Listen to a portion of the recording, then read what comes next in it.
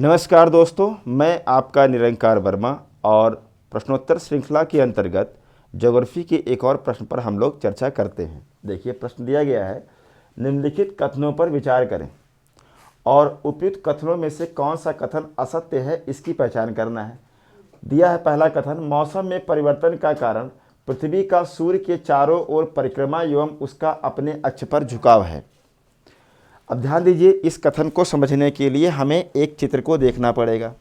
उससे पहले आपको एक बात समझना होगा कि मान लो पृथ्वी अपने एक्सिस पर नहीं झुकी हुई है और ये इक्वेटर है, इसको हमने नहीं झुकाया। ये नॉर्थ पोल है और ये साउथ पोल है। मान लो ये सन है, तो सन से आने वाली जो रेजेस होंगी वह रेजेस और सरफेस के बीच में बनने वाला जो भी एंगल होगा, एंगल ऑफ इंसिडेंस जिसको आप कहते हैं, जैसे यहाँ पर जो आपतन कोण है ये है, यह है, ये है, ये, तो जो आपतन कोण है वह हमेशा एक समान रहता। अगर पृथ्वी झुकी ना होती तब तो हमेशा ऐसे ही रहता, अपने एक्सिस पे ये घूमती रहती, तो जिसके कारण सूर्यातप के मात्रा में कोई परिवर्तन नहीं होता, हमेशा एक समान सूर्यातप की मात्रा प्राप्त होती, जिसके कारण तापमान में अंतर देखने को नहीं मिलता, जिसके कारण मौसम में भी बदलाव नहीं होते। तो अब ध्यान दीजिएगा, ऐसा है नहीं। पृथ्वी अपने एक्सिस पर 23.5 डिग्री क्या है, झुकी हुई है। अब देखो, जब झुकी हुई है तो जाहिर सी बात है कर्क रेखा यहाँ पर हो जाएगी, इक्वेटर ऐसे हो जाएगी, मकर रेखा ऐसे हो जाएगी। अब देखो ध्यान से, तो सीधी किरण कहाँ पड़ रही है, मकर रेखा पर, ये झुके होने के कारण। तो ये दिसंबर का महीना होगा। तो इसी आधार पर इस चित्र को आपको समझने का प्रयास करना है। देखो ध्यान से, ये बीच में आपका सूर्य है और सूर्य से ऊर्जा आ रही है। अब पृथ्वी अपने एक्सिस पर 23.5 डिग्री झुकी हुई है। ये देखिए, ये नॉर्थ पोल और ये साउथ पोल। ऐसे में जो कर्क रेखा होगी वो सूर्य की किरणें यहाँ पर सामने हो जाएंगी, या हम कह सकते हैं 90 डिग्री का एंगल ऑफ इंसिडेंस बन जाएगा। तो ये कंडीशन कब की है, ये कंडीशन है 21-22 जून की, जिसको हम कहते हैं ग्रीष्म अयनांत। उस समय सूर्य की सीधी किरणें होती हैं कर्क रेखा पर, जिसके कारण वहाँ पर अधिकतम सूर्यातप की मात्रा मिलने के कारण तापमान बढ़ जाएगा, तो वहाँ मौसम में बदलाव देखने को मिलेगा, यानी ग्रीष्म ऋतु आ जाएगी। फिर आप देखिए, जून, जुलाई, अगस्त, सितंबर के महीने में क्या होगा कि पृथ्वी ऐसे झुकी हुई है, तो आधा हिस्सा नॉर्थ वाला इधर चला गया, आधा हिस्सा इधर, तो पृथ्वी का जो बीच वाला पार्ट है वो आ जाएगा सूर्य की किरणों के एकदम सामने, यानी 90 डिग्री का एंगल बन जाएगा। कहाँ पर, इक्वेटर पर। और ये कंडीशन कब की है, सितंबर, यानी कि 21-22 सितंबर की बात हो रही है। ऐसी कंडीशन को हमने कहा था इक्विनॉक्स। अब देखिए, अक्टूबर, नवंबर, दिसंबर के महीने में सूर्य की किरणें कहाँ पर सीधी होंगी। देखिए, ये नॉर्थ पोल उधर चला गया, साउथ पोल इधर आ गया, यानी मकर रेखा आ जाएगी सूर्य की किरणों के सामने। तो सन वर्टिकल हो जाएगा कहाँ पर, लाइन ऑफ कैप्रिकॉर्न पर, जिसके कारण वहाँ पर सूर्यातप की मात्रा अधिक हो जाएगी, जिसके कारण तापमान अधिक हो जाएगा। तो यहाँ हो जाएगा ग्रीष्म ऋतु। इस कंडीशन को कहते हैं समर सॉल्स्टिस।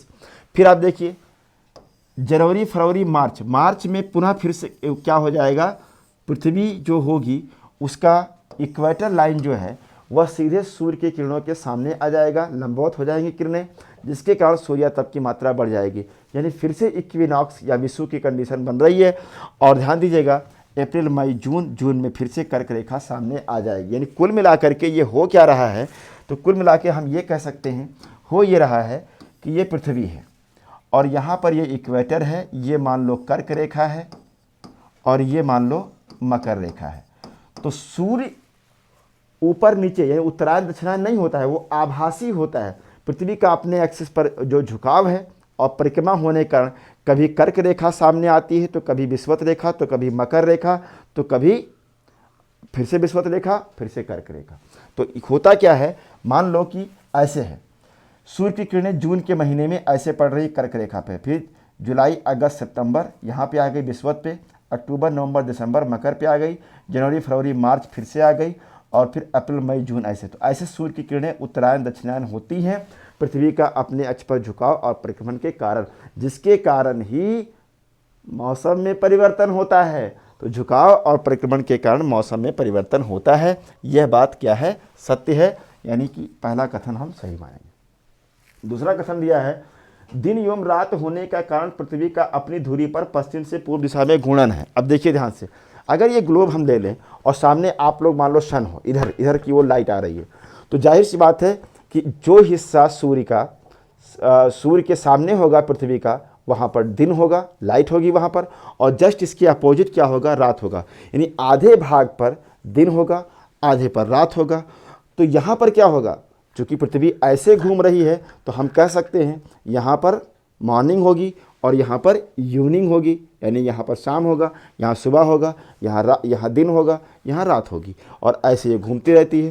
तो जो अपनी धुरी पर ये घूम रही है, जो हिस्सा सामने आएगा सूर्य के वहाँ दे हो जाएगा। तो यह कथन भी क्या है, सत्य है, यानी इसी के कारण दिन रात होते हैं।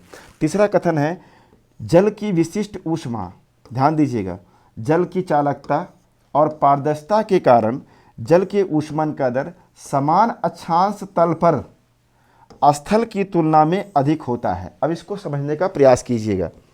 जैसे मान लो हमने कहा कि ये जलीय क्षेत्र है और ये स्थलीय है, और जाहिर सी बात है जलीय है तो ये गहराई तक होगा जल, ऐसे जल है।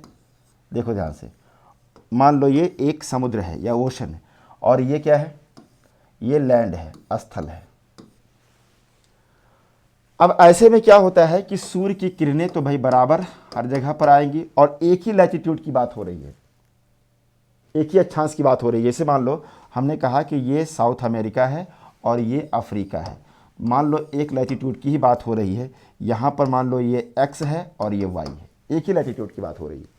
अब ऐसे में क्या होगा, सूर्य की किरणें इधर भी आएंगी, सूर्य की किरणें इधर भी आएंगी। तो अब होता क्या है, जल की विशिष्ट ऊष्मा, स्पेसिफिक हीट अधिक होती है।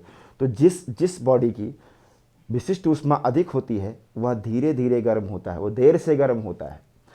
तो स्थल की विशिष्ट ऊष्मा बहुत कम होती है, जल के बहुत अधिक होती है, इसलिए जल देर से गर्म होता है। एक बात ये। दूसरी बात, जल की चालकता, यानी कि ये क्या करता है, हीट को नीचे तक पहुंचाता है, कंडक्टिविटी अधिक होती है जल की, इसलिए। और यहाँ स्थल पर क्या है, आकर के किरणें यहीं पर रुक गई, तो इस कारण से भी जल देर से गर्म होता है। और तीसरी चीज़ पारदर्शिता, यानी जल क्या है, पारदर्शी है, सूर्य की किरणें गहराई तक जाती हैं और इसमें ऊष्मा का संचार कर देती हैं, इसीलिए ओशन को ऊष्मा का संरक्षण करने वाला, यानी कि हीट सिंक कहा जाता है इसको। तो हम कह सकते हैं कि जल देर से गर्म होगा, यानी इसका रेट ऑफ हीटिंग कम होगा, और स्थल बहुत तेज़ी से गर्म होगा, यानी रेट ऑफ हीटिंग यहाँ पर अधिक होगा। तो एक ही अक्षांश पर अगर देखें तो यहाँ पर सूर्य की किरणें मान लो वर्टिकल है, तो जल धीरे धीरे गर्म होगा और स्थल बहुत तेज़ी से गर्म होगा। तो अब इस कथन पे आप आ जाइए। कह रहा है कि समान अक्षांश तल पर स्थल की तुलना में अधिक होगा, अधिक नहीं होगा, ये कम होगा। ऊष्मन का दर जल का कम होता है, स्थल का अधिक होता है। तो यह स्टेटमेंट गलत हो गया। कह रहा है पर्वतीय क्षेत्रों में रहने वाले लोगों को त्वचा कैंसर होने की संभावनाएं अधिक होती हैं। अब इसको समझने का प्रयास कीजिए। देखिए, अगर हम कहें कि ये सरफेस है और ये पर्वत है, ध्यान दीजिएगा, तो आप जानते हैं कि जैसे जैसे ऊंचाई बढ़ती है वैसे वैसे क्या होती है, गुरुत्वाकर्षण प्रभाव घटता है। और गुरुत्वाकर्षण का प्रभाव घटने से आप जानते हो पहले से, गैसों की सघनता भी घटेगी, और गैसों की सघनता जब घटेगी तो जाहिर सी बात है कि जो नीचे से निष्कासित ऊष्मा जिससे वायुमंडल गर्म होता है, या 14 यूनिट जो सूर्य से गर्म होता है, जब गैस ही ऊंचाई बढ़ने पर कम हो जाएगी तो वो अवशोषण का दर भी कम होगा, तो जाहिर सी बात है तापमान भी क्या होगा, घटेगा। खैर ये तो बात हो गई दूसरी।